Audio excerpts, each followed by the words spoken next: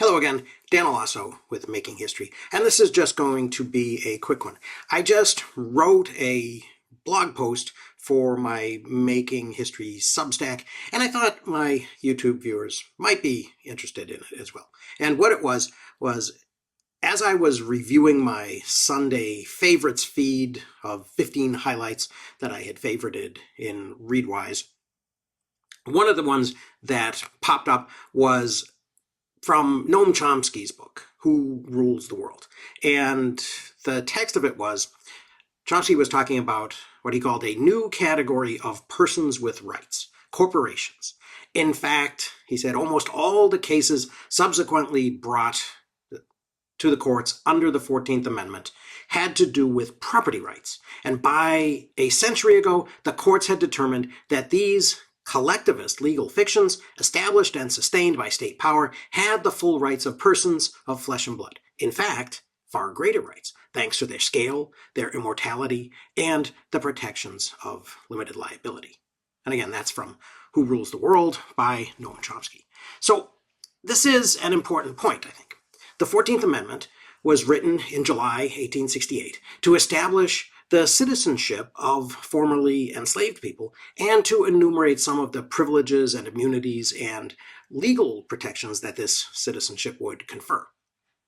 But the amendment is nearly 2 pages long, and its language has been some of the most fought over in American history. In contrast, the 13th Amendment is just a paragraph long and takes only half a page, including the big signature block that bears Abraham Lincoln's name on it. The whole 13th Amendment says just this when it outlaws slavery. Section 1. Neither slavery nor involuntary servitude, except as punishment for a crime whereof the party shall have been duly convicted, shall exist within the United States or any place subject to their jurisdiction. And then Section 2, Congress shall have the power to enforce this article by appropriate legislation. The 15th Amendment is similarly brief. It establishes voting rights with these words. Section 1.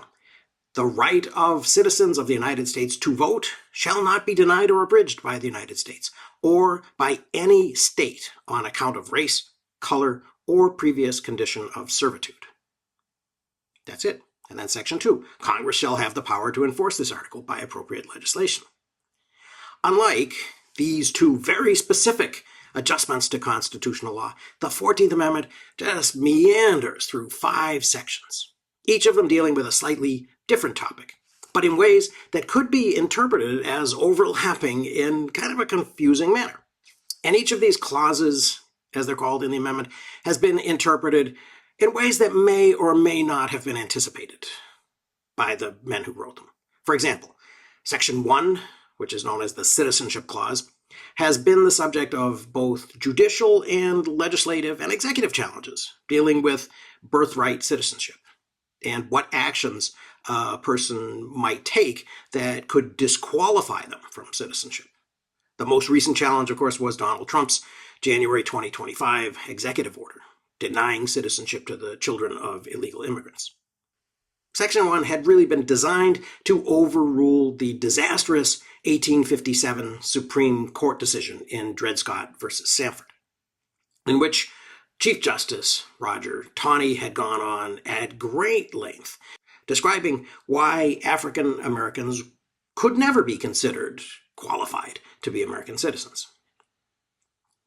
Taney's unnecessary editorial opining in Dred Scott had actually been above and beyond the requirements of deciding the case at hand, but had set a powerful precedent that extended way beyond the specific question that they had been arguing about.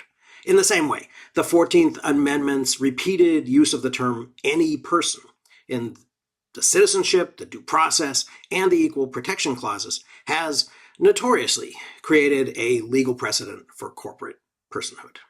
Now, it could be argued that it was less the fault of the amendment's authors that the ideas contained in the document would be misrepresented and perverted, and more the fault of subsequent Supreme Courts. Corporate personhood is a perfect example of this. Ironically, just like Roger Taney's editorial opining in Dred Scott, corporate personhood first raises its head in what's called a headnote to a case that wasn't dealing with the issue. In remarks that set the scene for their decision in Santa Clara County versus the Southern Pacific Railroad in 1886, the court just remarked, "The court does not wish to hear argument on the question of whether the provision in the 14th Amendment to the Constitution, which forbids a state to deny to any person within its jurisdiction the equal protection of the laws, applies to these corporations.